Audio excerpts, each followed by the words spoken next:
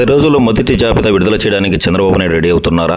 Party వర్గాల సమాచారం ప్రకారం అవుననే సమాధానం వినిపిస్తోంది. టీడీపీ జనసేన పొత్తులో సీట్ల సర్దుబాటు, నియోజకవర్గాల కేటాయింపుపై ఇప్పటికే చంద్రబాబు, పవన్ కళ్యాణ్ మధ్యలో చర్చలు ఫైనల్ అయినట్లు సమాచారం. అయితే ఆ విషయాన్ని ఇంతకాలం ఇద్దరు అధినేతలు బయటపెట్టలేదు.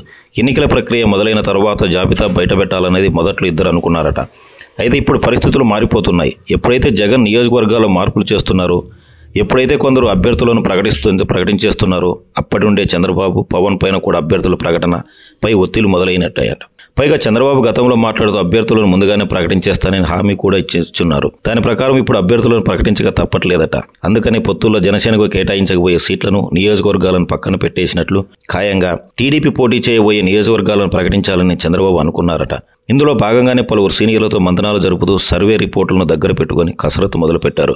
దీని ప్రకారం మరో 10 రోజుల్లో కానీ, లేకపోతే సంక్రాంతి పండుగ తర్వాత కానీ టీడీపీలో మొదటి జాబితా విడుదలయ్యేందుకు అవకాశం ఉందంటున్నారు విశ్లేషకులు. సుమారు 30 నియోజకవర్గాలకు అభ్యర్థులను ప్రకటించే అవకాశం ఉందని పార్టీ వర్గాల టాక్. సిట్టింగ్ ఎమ్మెల్యేలకు టికెట్లు ఖాయమని గతంలోనే చంద్రబాబు ప్రకటించారు. దాని ప్రకారం 19 మందికి టికెట్లు ఖాయమన్నట్లే. కాకపోతే ఇందులో 2 మార్పులు ఖాయమట. అవేమిటంటే రాజమండ్రి రూరల్ నియోజకవర్గంలో ఎమ్మెల్యే బుచ్చయ్య చౌదరికి టికెట్ లేదంటున్నారు. ఎందుకంటే ఈ సీటును జనసేన కోరుకుంటుంది. అందుకే బుచ్చయ్యను రాజమండ్రి ఎంపీగా పోటీ చేయమని చంద్రబాబు అడుగుతున్నారట.